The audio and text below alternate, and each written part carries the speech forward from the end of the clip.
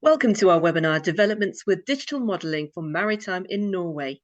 Our guest speakers today are Lena Norman Olsen, Chief Commercial Officer at VesselMan, and Dan Slater, VP Sales and Business Development at ScanReach. If you have any questions about the topics today, please type them in the Q&A section and we'll get them answered for you at the end of the presentation. Here is our host, Carl Jeffrey from Digital Ship, to explain more. Okay, so we're looking today at maritime digital modelling from Norway, and we're going to explore how there may be better outcomes if our work in maritime digitalisation is better designed around the shipping business goals and processes. And we're going to hear two examples of maritime digital technology from Norway, which is designed around real work processes. The first is dry dock planning, and the second is monitoring animal transport by ship. So to illustrate the problem that we're trying to solve, if you look at plan maintenance software, accounting software, and safety management software, they're really designed about what we can do with databases rather than designed around a business process. So shipping companies would like to know their vessel's going to be reliable for their whole voyage, and that a certain purchasing decision is a good idea, and they'd like to know their vessels are safe. But these software packages are telling you which maintenance tasks are due, what your past transactions have been, and if you've completed your safety checklists. So that's useful, but it's not fully supporting the business process. If we're going to make software which does really support a business process, we need a in-depth and granular understanding of what the business process actually is, and then we build the software around it rather than starting with the software. So we're calling this digital modeling. So we're going to hear today about software which supports the business process of dry dock planning and execution from VesselMan. They're based in Oslo. So they give the people the best possible information during the dry dock planning and execution process so they can make the best judgment. They can get more precise quotes from yards, and they can reduce the number of variation orders. So we're going to hear from Lene Norman Olsen, Chief Commercial Officer of VesselMan. They're based in Oslo. And second, we're going to hear about digital technology to support the business process of managing cattle transport by ship from Scandinavian Reach Technologies, or ScanReach, based just outside Bergen. It makes use of their onboard wireless connectivity technology. So it gives you comprehensive information and alerts about temperature, humidity, wet bulb temperature, ammonia levels, and airflow, with data gathered using wireless communications, communicating through the ship hull. And we're going to hear from Dan Slater, Vice President, Sales and Business Development with ScanReach. So you might have seen there's a big news story this week about a ship docked in Cape Town with 19,000 cows on board, and the smell has got so bad that locals are complaining about it, and the smell has probably got something to do with the animals being kept in a very bad condition. So that indicates how important something like this is. So we're going to have two talks of about 15 minutes each, and then there should be plenty of time for questions and discussion. And I'd like to invite Lene to start her talk. Cheers. All right. Thank you for the introduction, Carl. I'll start sharing my screen. Yep. Oh, Can you see my screen now? Yep. Can see the wrong view. It's not. It's in the. Want to go to presenter view? Okay. That's. Oh no, I've got desktop. Share. All right. I will try again.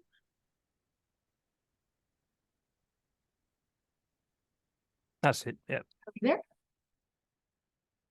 All right. Yeah. Thank you for the introduction. So my name is Lene Norman Olsen, and I've been working in VesselMan for the past 4 years as commercially responsible. Different from the rest of my team, I do not come from a maritime background, but previously been helping companies going through a digital transformation and find digital initiatives across industries. And then a lot of what we do is change management.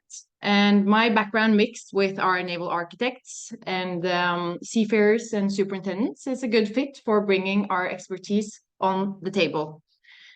It's a pleasure to join you all in discussing such an important topic in maritime digitalization. And my focus today will mainly be about standardized procedures and collaboration and integration in project planning. Let me go to the next page. All right. So I'm really excited to share VesselMan's approach in establishing process thinking for managing technical projects, and more specifically within dry dock planning. As you have probably or hopefully seen on our website, VesselMan facilitates for running smarter and more effective dry dockings, bringing in company procedures and focusing on building high quality specifications. So the platform is built by technical managers for technical managers, as well as superintendents.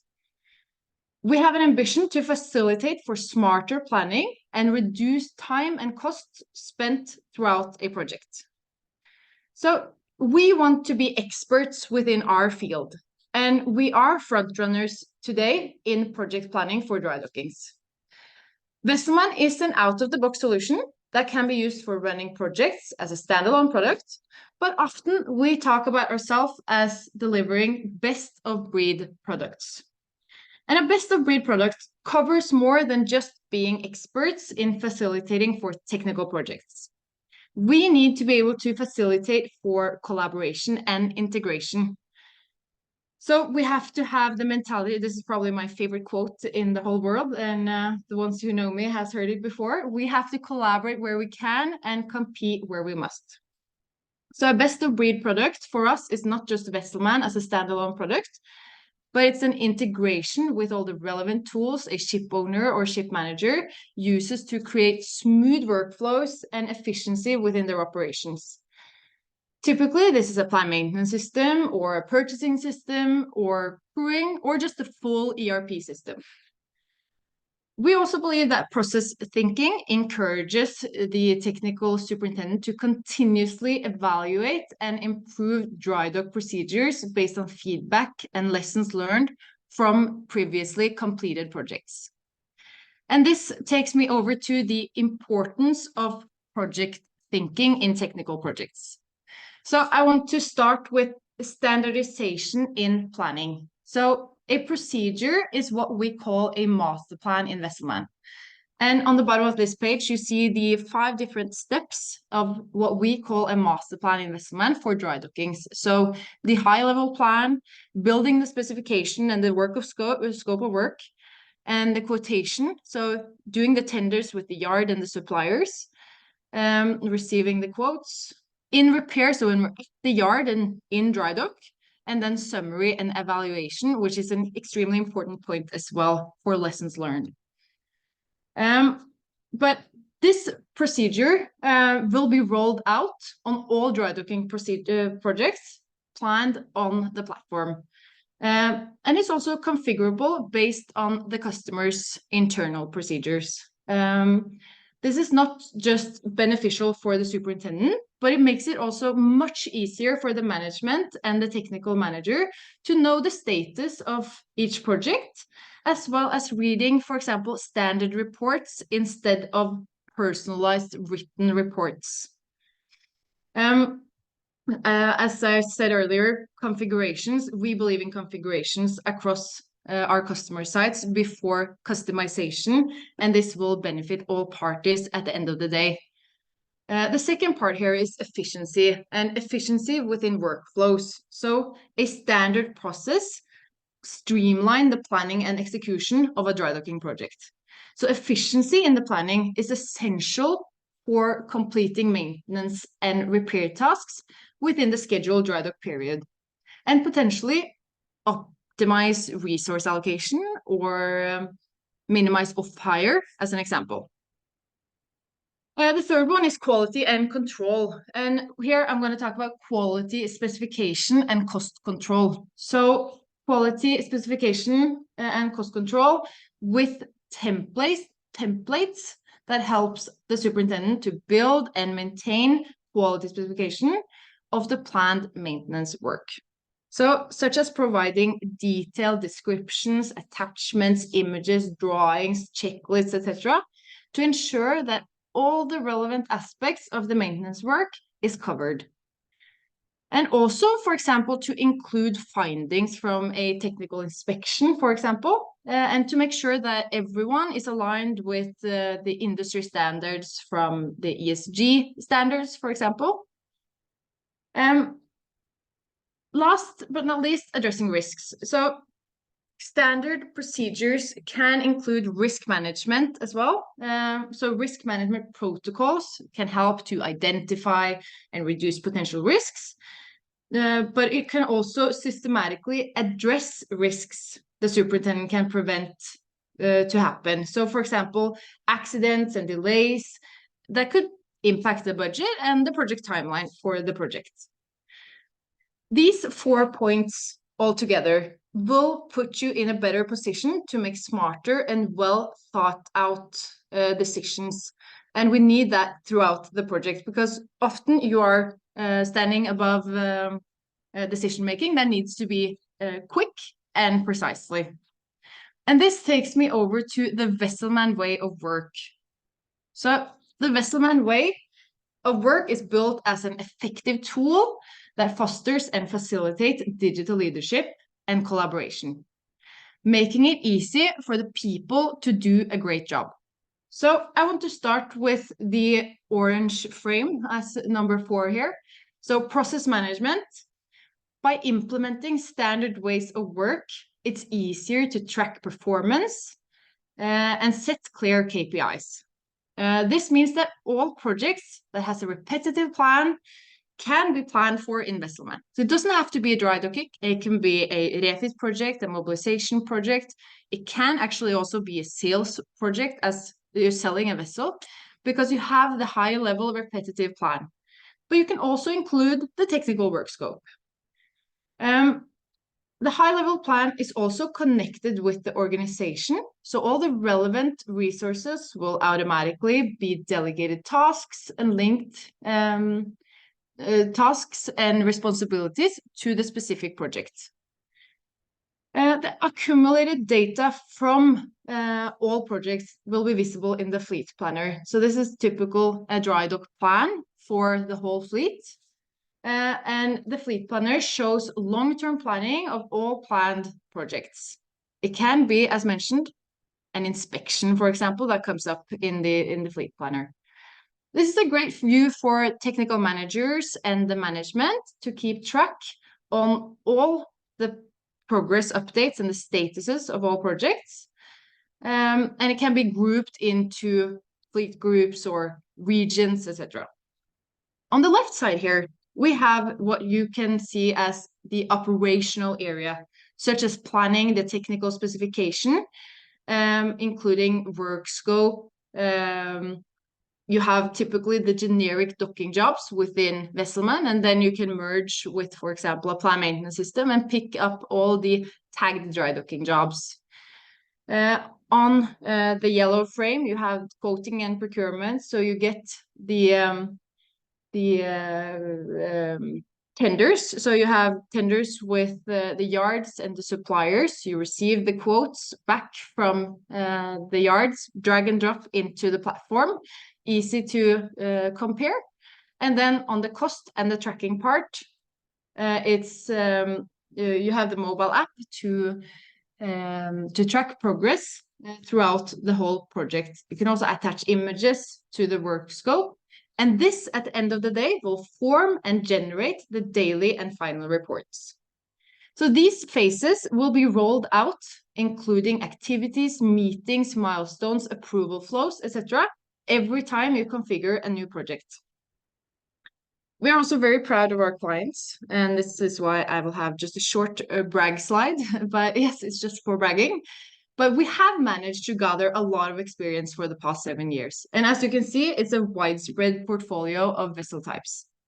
Although project management is project management, we just have to understand the complexity with the different projects. So either you have a tugboat or you have a cruise line. Both vessels are super complex, but with having the right procedures internally, the complexity can be covered. As you see up in the left corner, we have Exmar, and Exmar has been with us for a while, and they have properly built up master plans and procedures for different kinds of projects. As well, they have tweaked these to include so easy topics such as adding when are we supposed to apply for visa for going into China if we're docking in China. It's super important, for otherwise you potentially have a delay within your project timeline. Using standardized processes improves the efficiency, higher the quality, and raise the focus on having the best template specifications. Also comparing yards and track live progress on the projects and simplifying life for the superintendent. And this has been super important for Exmar. Exmar has also shared with us that they have saved weeks in regards to finalizing dry dock reports. They have said, follow the process steps, and the report will build itself at the end of the day. Instead, it will take half a day instead of weeks. Also, the reports will be easier to follow up from a management perspective based on a standardized report format. The other field Exmar has mentioned that process thinking and VesselMan has helped them with is what they have or how they have handled the tender process with the yards. So they have reduced many man hours when tendering and comparing yards before selecting where to dock. If the superintendent planned properly and uses detailed information in the planning, it's easy for the yard to fill in the correct prices and easy for Exmar to drag and drop the returned documentation from the yard into the platform. As well, to compare apples to apples when you're going to 3 or 5 different yards. Exmar is also a good case based on collaboration and integration. So just to make it clear, VesselMan will never be a plan maintenance system. We want to keep our focus into project and process management. Therefore, we are integrating with compatible solution that the vessel is connected with. Today, we are integrated with multiple plan maintenance systems, and you can see one of the logos up here, which is the plan maintenance system Exmar is using, Ulysses Systems. We are also connected with Amos from Spectech, Orion Marine Concepts, Shipshare from V Group, and Mespass. And we see no value in spending time, resources, or capital towards reinventing the wheel when there are so many good suppliers out there already. This collaborative mindset and mentality ensures collective progress for the industry and enables sustainable growth, as well as enabling us to have the ambition of collaborating where we can and competing where we must. It's also important to mention that we are very open for new integrations, so reach out to me if you have any questions. I have to talk a little bit about future outlooks and opportunities. And of course, the biggest buzzword today is AI. And one of the highest value creations for using AI is structured data. Standardized processes is a good starting point for structuring data, which then means that we already have a lot of data to be the basis of our AI development. We are already working with the foundation of predicting costs, timing, and trends across the platform based on generic data. And we have for many years already been working with condition monitoring as a foundation for smart repairs. We also discussed this a little bit before we connected on today. We, for example, bring in alarms from oil samples from Shell, so we can be the action portal to what are we supposed to do with this information that we have received. Using machine learning and AI has been on our agenda since day one, because actually our founder, Stig Linna, wrote his exam on artificial intelligence in 1985. So that's the basis behind everything. But to summarize,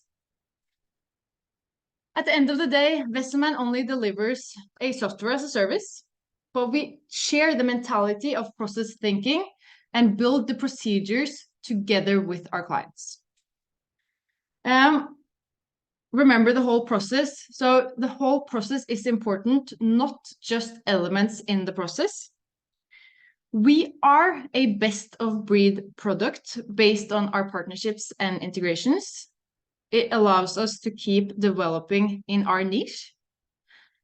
VesselMan is an out-of-the-box solution. It works well as a standalone product, but to streamline the processes, integration is key. We still need the human factor because the people are supported by the process and the process is supported by the product. So the three P's, the people, the process, and the product. We need to focus on lessons learned and always improving. And I think we today are launching our new slogan, so always at your best. We want to facilitate for that the technical operation can always work at its best when talking about planning technical projects and draft documents. So always at your best, always improve, and always learn. Thank you so much for your time, and don't hesitate to contact me.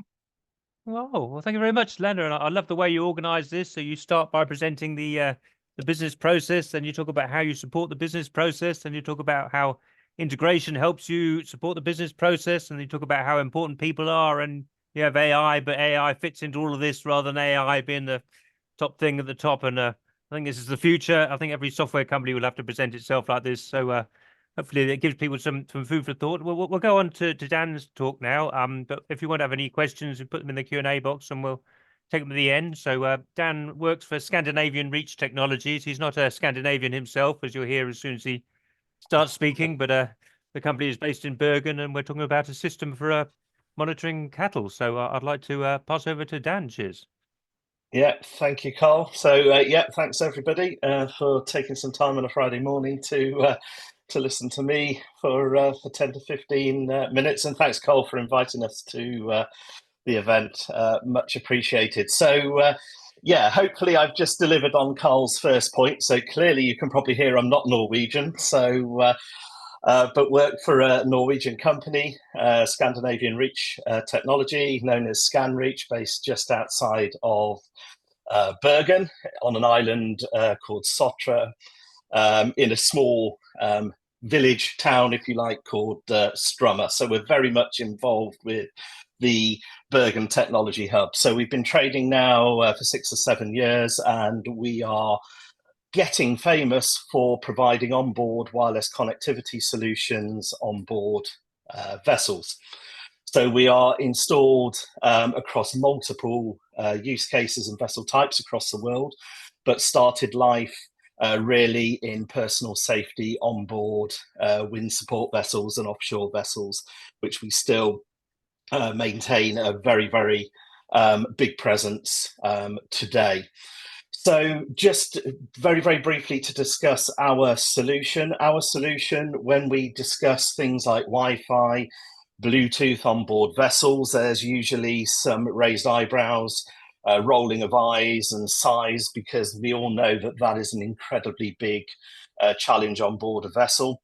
ScanReach designed its solution from a bottom-up approach. It's specifically designed to work in steel environments, specifically in ships' hulls. So we have a system that's ruggedized, resilient, and open in terms of data and sensor type. So we are data and sensor agnostic. That gives us a lot of benefits in the market, but it allows us to take any type of data really and pass that through our network and into various other platforms or into the cloud through APIs, etc., or deliver it on-prem.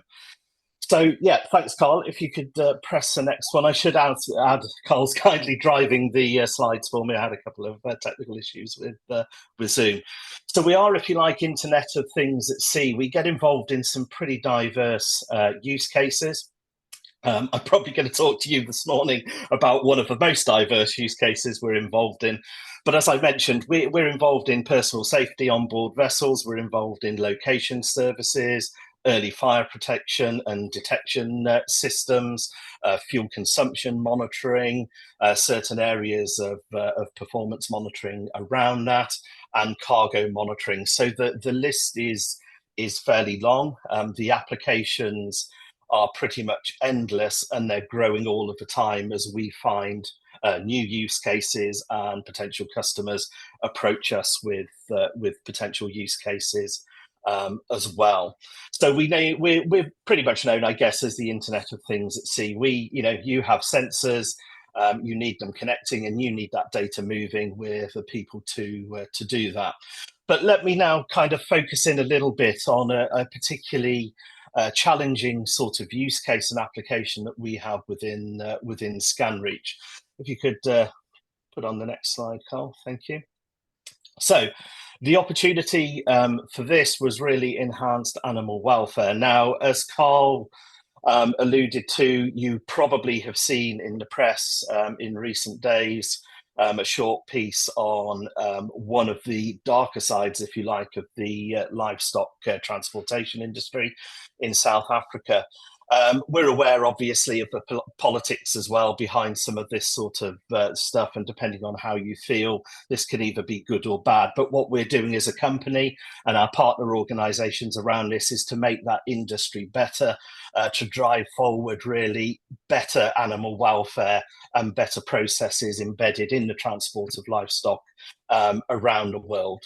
So the opportunity is animal welfare, and this was really, we had a number of vessels that were running systems that were collecting some of the key performance data from vessels to look after the animal welfare, but we were approached by a French export company called CIPAB, who said, could we take that solution one step further and feed their export well platform with key veterinary data so they could monitor animal welfare in real time on board long sea passages. And this is where we have arrived to today with this project.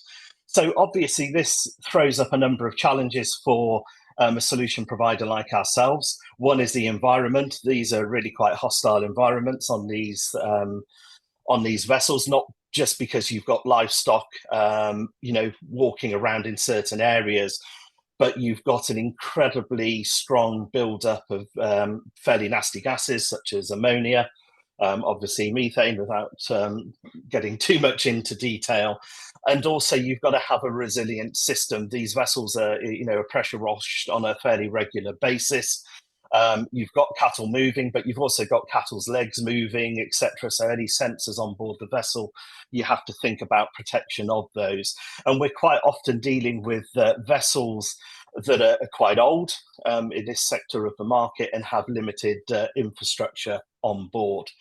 So the opportunity is one that's sort of fairly complex, but legislation's becoming very, very stringent now around the export of livestock, and very much CIPAB are leading the fight, if you like, in this from France, and there's various other countries in the EU states that are becoming interested in this, and the regulations are changing on a pretty frequent basis.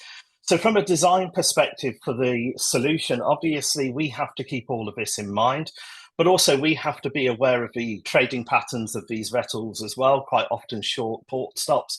So any solution needs to be quickly and easily installed on board the vessels. It has to be resilient, as I said. We have to monitor a number of different data tags because there's different parameters that are indications of animal health and welfare as we go. And we're dealing with vessels as well that have pretty limited amounts of infrastructure themselves on board, whether that's even down to simple communications, power outlets, etc. We are kind of fighting against technology, or lack of technology, if you like, on board these vessels. And obviously the challenge for us as well is this has to be a proactive approach to animal care as well. So we don't want data sets that can only be used at the end of a voyage. This has got to be real-time reporting, and that kind of throws in its own difficulties as well. And obviously, because of the CPAB platform called Export Well, we've got to be able to transfer and move data seamlessly into other applications for that to be used, analysed, and for insights to be produced, but more importantly, for alerts, alarms, and for people to take action when something goes wrong. And of course, scalable as well. This solution had to be scalable. It's got to monitor the voyage data, as I said, but those applications and use cases expand all the time. So it could well be that those vessels are also interested around fuel consumption, other health tags, if you like, around animal welfare. but also down to location management. Would it be possible for the owner to know where the crew are on board? If you've got a veterinarian on board, it's important to know where they are when you've got moving livestock, and perhaps the location of that crew member should trouble arise. So those were the main challenges behind this. Next slide, please, Carl.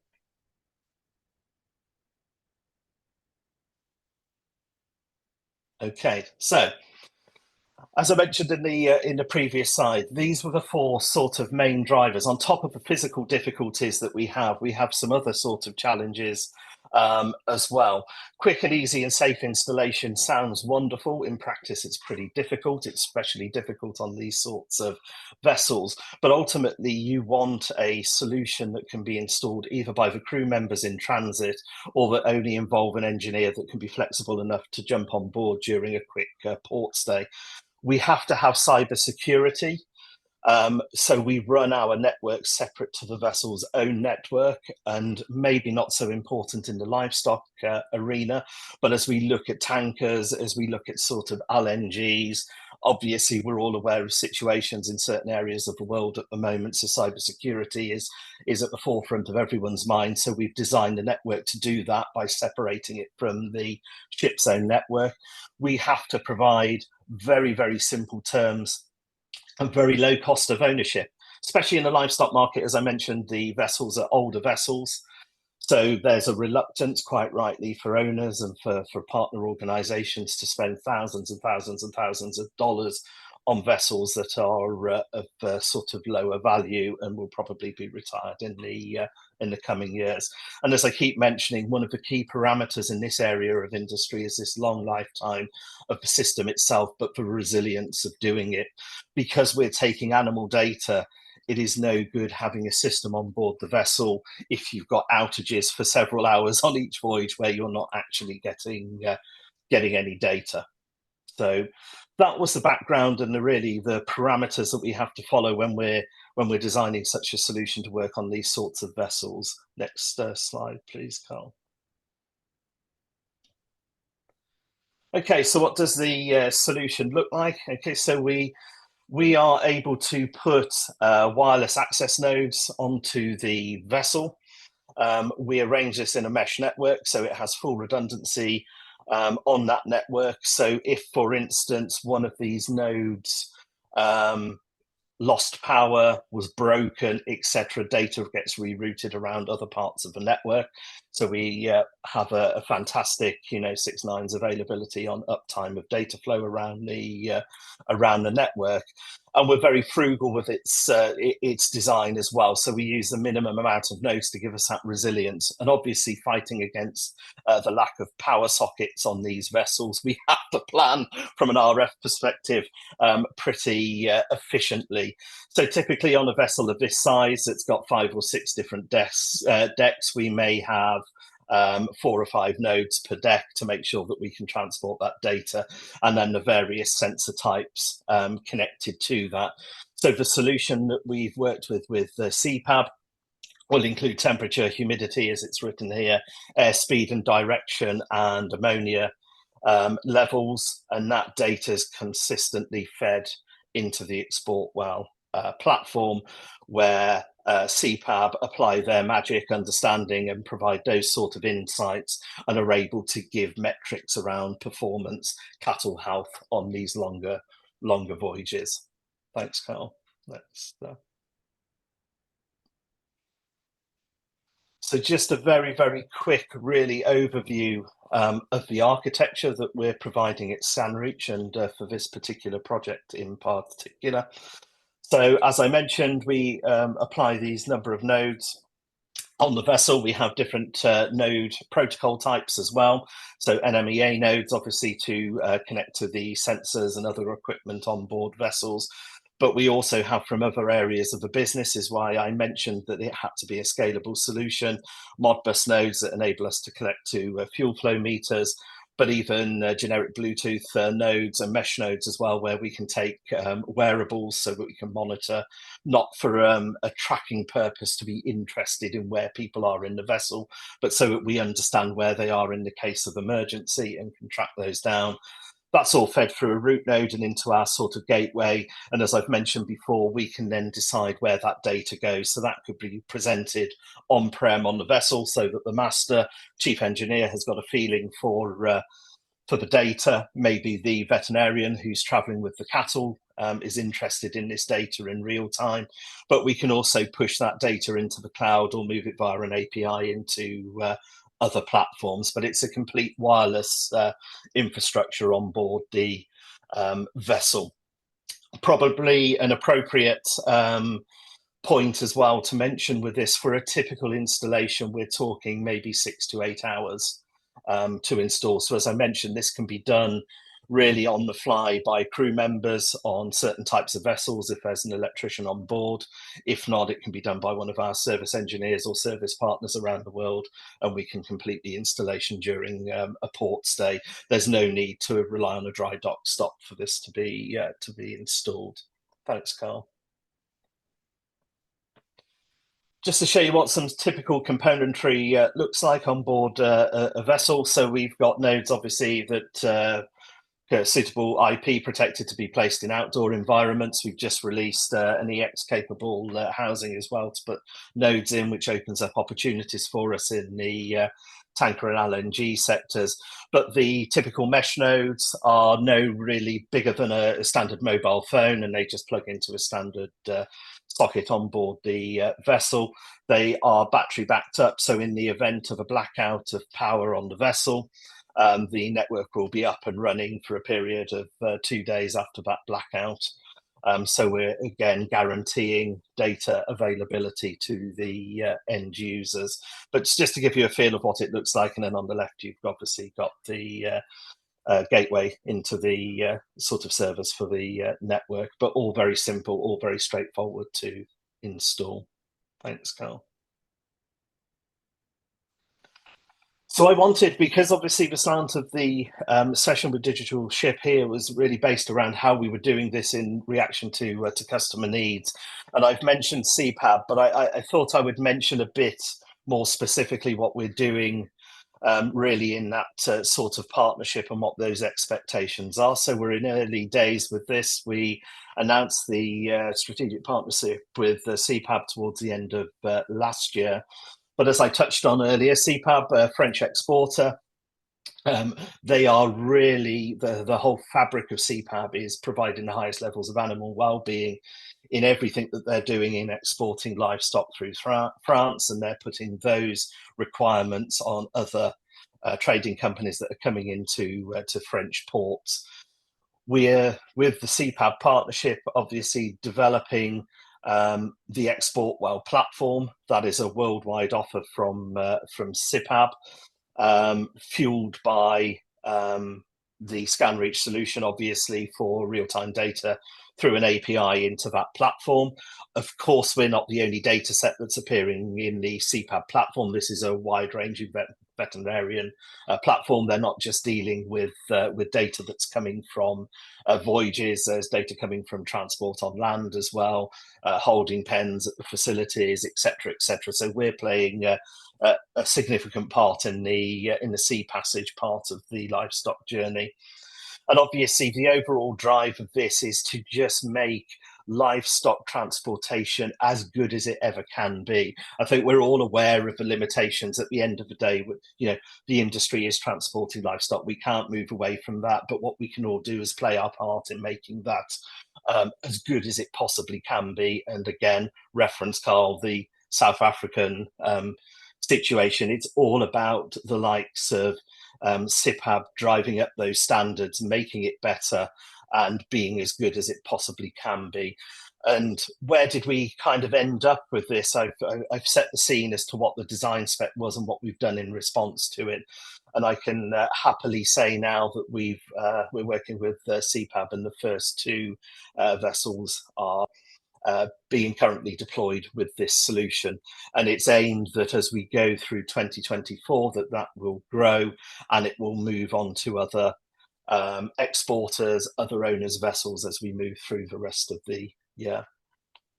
And that was it from myself. Thank you, everybody, for your time.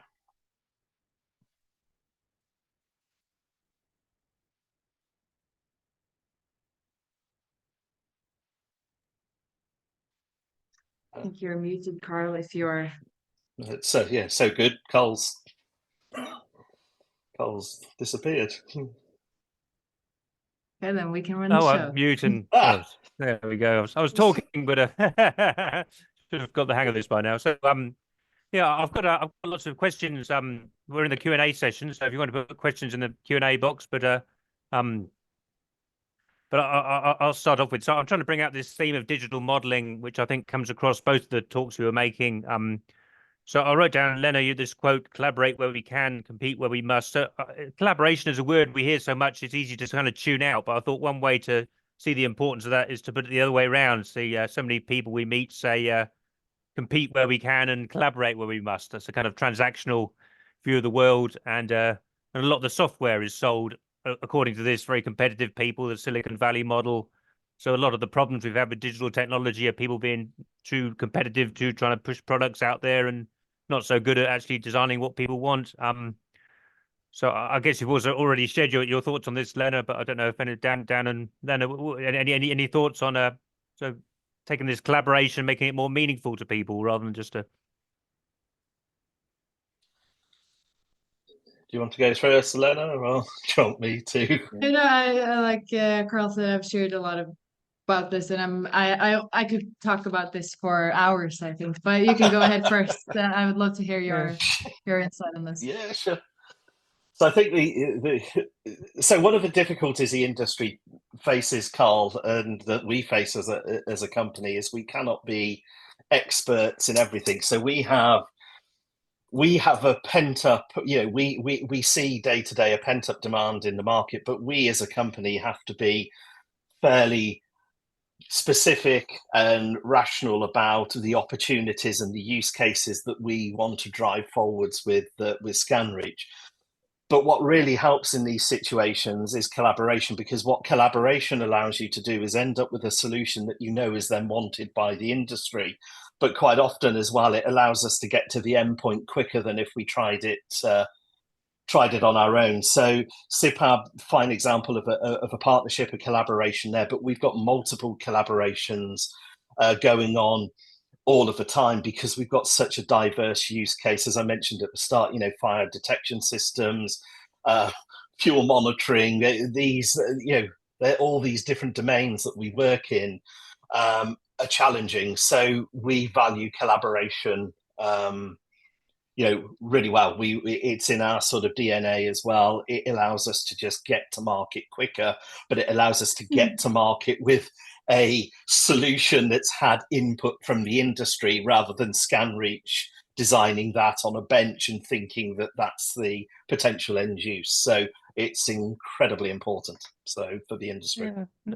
I think both of you are personally involved in this, working directly with customers. My friend Dimitri Liras has this joke in one of his slides where he has a lady with big hair as a conventional software salesperson who says, "Our software is fantastic," and that's the opposite approach. That the last thing a shipping company wants, what they want is someone like you who goes in their office and sits down with them and works through and listens to them, find out exactly what they want, and yeah.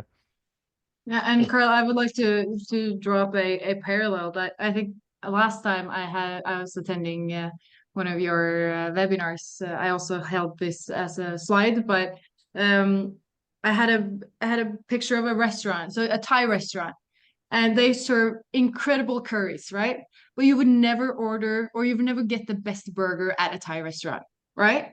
And I think it's a good parallel to what we're doing because, as Dan said as well, we want to be experts. We would like to focus. And if you are moving into other areas, yes, you can hire, of course, a whole new division to only focus on that. But in the main industry, it would take away the high level focus on actually what we want to be niche experts within. And I totally agree with you. There are so many in our field as well that says it the opposite way. We want to compete where we must and collaborate where we can, or compete where we can and collaborate where we must. And it's extremely annoying because the client, as the third party here, doesn't get what the client is expecting or is potentially needs for success, because some of the the stakeholders in the industry is not keen for the collaboration part.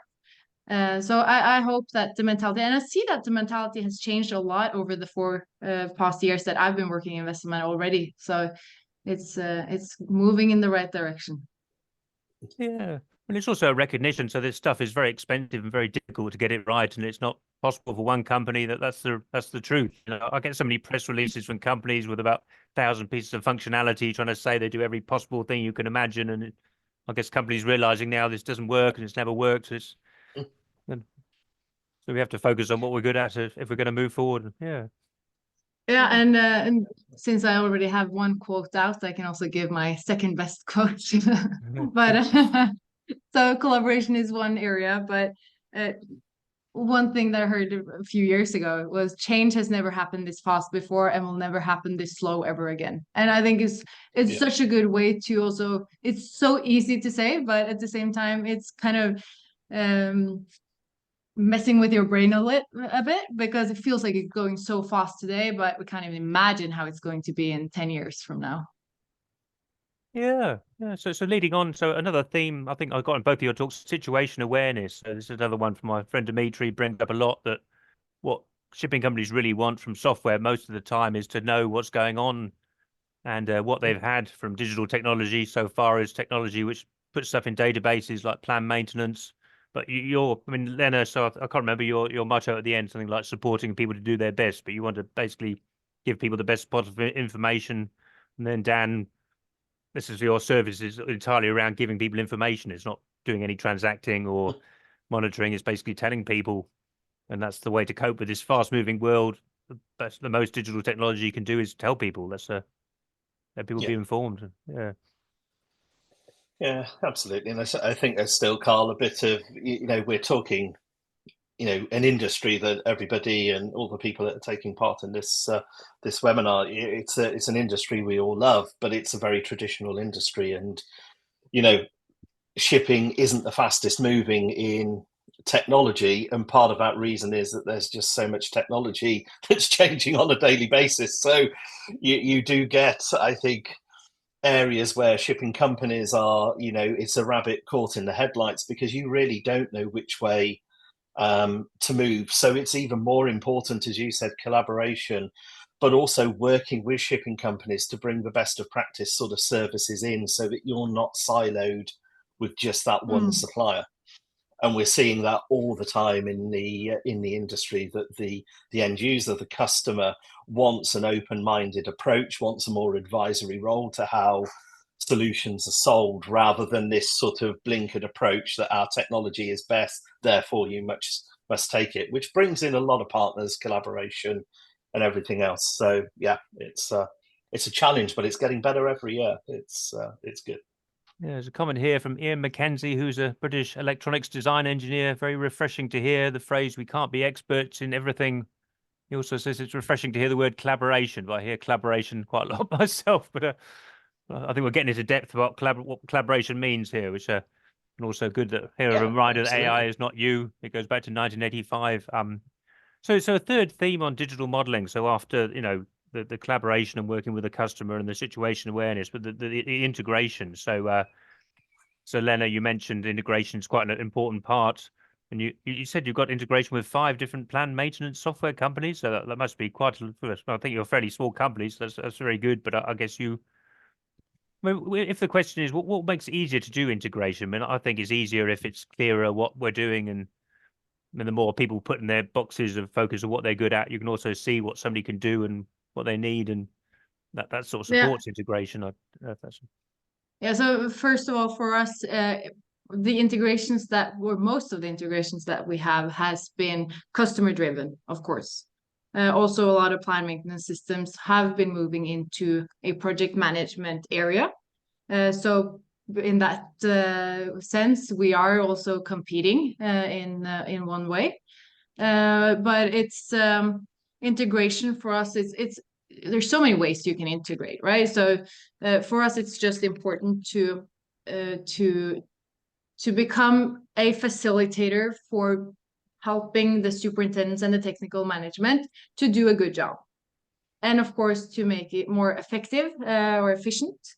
as well as structurizing the data. So it's also because people are changing jobs, right? So actually being able to follow where the whole project streamlined data is stored. Because if the data just stops, then it won't be able to be viewed in the plan maintenance system, which is perhaps super important. So I believe for us, collaboration is key when it's a client that would like to see the flow and the streamlined the scope of work being streamlined, but at the same time, it's a standalone product. It works super well. I would say that 60-70% of our clients are not integrating, but at the same time, then the high level integration could be either seamlessly or it could be just file based. So sending back and forth. And perhaps then you have because we have established a standard API or a standard integration framework. So potentially we can just receive from all types of tools. But of course, you need a collaboration to also send your data into the, for example, plan maintenance system. So for us, it's very different on how we do integrations. But of course, if we are to do an integration, we prefer that it's seamlessly, and it should be because it helps the superintendent at the end of the day to do a better job. Yeah, and Dan, I think you mentioned your data is integrating with other data on this CPAP platform, isn't it? So I guess you've also thought a lot about how to... Yeah, so we do a lot of integration because we're moving data. So of course we've got our own platform called Connect Fleet. So you get a fleet overview of the vessels you've got in service, and you can look at that data. But we stop short, Carl, really of putting the context around the data. So yes, you can have alerts and alarms set up on data streams. If it reaches a value, drops below a value, etc., you get alerted. But we are not providing sort of context. So for instance, fuel consumption data, we've taken a conscious decision. A, we haven't got the skill set to do it. B, it would be incredibly expensive to do it. And C, more importantly, there's better companies out there that can do a better job of it than we can. So our fuel consumption data typically gets moved into another platform. So we've got an integration, for instance, with Navtor through their sort of NavFleet platform, but also other VPOs, so other vessel performance and optimization platforms, with that sort of lifeblood of being able to pass good quality fuel consumption data into their platforms for modeling. So for us, integrations are incredibly important. Wind farm vessels, we're integrating into crew management systems, for instance. So I would say majority of our customers involve integration somewhere along the line. Huge area of importance for ScanReach. Okay, we've got about 6 minutes left. But so we've got a question here from Pravendra Singh, who's a digital lead with Anglo Eastern. So he's asking about machine learning. But one point, so if you've got from the shipping process, so machine learning can be part of a digital tool to support a process. That seems to me the best way to look at it. We're fed up of seeing people putting machine learning at the headline. Machine learning can help do one thing well. That's how I see it. So I mean, when he's bringing up how you get the data cleaned for making maintenance data, and Lena's replied by typing that we have a structured approach to it, so it's possible to do it. It's just hard work. I don't know. Maybe for Dan, I mean, you didn't mention machine learning. Did you have any thoughts? You looking at anything machine learning wise? Yeah, so more really on the sensor side for us. So multi-layered sensor approach. There's very much talk now about cameras and then putting AI layers on cameras, so that instead of having, and we don't transport video around our network currently, but you can see the issue where you've got cameras going on. Do you want constant images from a camera, or do you want an AI layer applied onto that camera so that the images are only pushed forward to some sort of repository when there's something out of the norm happening that the camera can see. So this is incredibly important around fire detection and areas like that. My background was from VPO, so I was sort of 8 years with Greensteam, a Danish company, and obviously their platform was all about AI and machine learning. So absolutely, it has its place. We're all going to have to embrace AI, whether we like it or not, I think. But as you said, Carl, I kind of get tired, not just in shipping, but if you look in other industries, it's a phrase that's kind of just applied to everything we do. If something does something slightly unusual, oh, it's clearly machine learning based or AI driven. And I think there's I think a danger that the industry is going to kind of misunderstand what AI and machine learning is really all about, because I think you just see company after company kind of labeling AI and machine learning, perhaps not in the correct way. But yeah, you're right. We are looking at AI. Of course, we are embedding that into some of the stuff that we do, but it's just growing and growing rapidly. Wow. So Also like to add, Carl, yeah. just in regards to the written answer I gave. So the reason why we also can structure the data that we have or clean it in that way is because we have, even though a customer of ours are using SFI code structure in their planning, or if they're not using SFI as their indexing for technical work scope, in the back end, we always structure the data in an SFI code structure. So we would potentially be able to have a global benchmark of all the data that we have. So that's also the reason why we can use the standardized data that we have approached. Just Googling SFI system is the most widely used classification system in the maritime and offshore industry. Is it something specific to dry docking, is it? I've never come across it before. But, yeah, so for example, in your plan maintenance system as well, you have the ship general, you have the whole work, and like it's all structured into a code structure. But the SFI is the only one that's actually a classified structure, I guess. But it's really individual. Everyone is using different code structure, which makes it really hard for companies like us to potentially have to gather data when one job is 208 in one specification, and then it's 60248 in a different one, and perhaps it's also in Norwegian and Portuguese. So it's but that's what we have built the back end to cover this, able to do the global benchmark. Oh, very good. Well, I've written down 7 points that any digital modeling process should do. So first, put the customer process first. Second, collaborate with the customer. Third, think about situation awareness. 4, focus on what you can do best. 5, be good at integration. 6, you might want to have AI, but keep it in its place. And 7, you might want to have data structures, but put them in their place. But that's maybe a approach to digital modeling, I think. And we're just about out of time, unless you want to half a minute each to give any closing thoughts. Oh, well, that's great.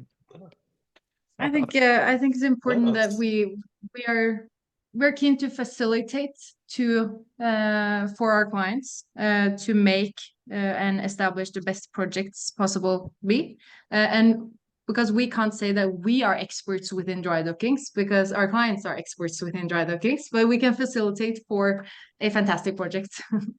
Oh, you want half a minute, Dan, to wrap up? Well, I'm not sure I can match that. That was a good summary, Lena. So, yeah, it's right. I think my take on all of this really is it's becoming a more end user customer driven industry than it once was, and I think we're all VesselMan, ourselves, everybody that supplies into this industry, I think is gradually making that change. And as I said, we can't be experts in every area that we're involved in, but through our networks, through our collaborations and everything, hopefully now we're all beginning to provide better value to our customers and make it easier for our customers to interact with us as well. I think that's a challenge we've overcome in the shipping industry in recent years. So Yeah, well, that's it from myself. well, fantastic. Lena and Dan, I think that's a vision of the future of maritime software. So I shall pass over to Farah for the closing words. Cheers. Thank you to our guest speakers, Lena Norman Olsen from VesselMan and Dan Slater from ScanReach, and to all our viewers. We'll be sending you a YouTube video link soon with contact details if you have any further questions. Join us for our next Vessel Performance Info webinar, ensuring you get your required CII grade next Thursday on the 29th of February, which you can book online at our website. Goodbye. Bye-bye. Oh. Thanks. Bye-bye.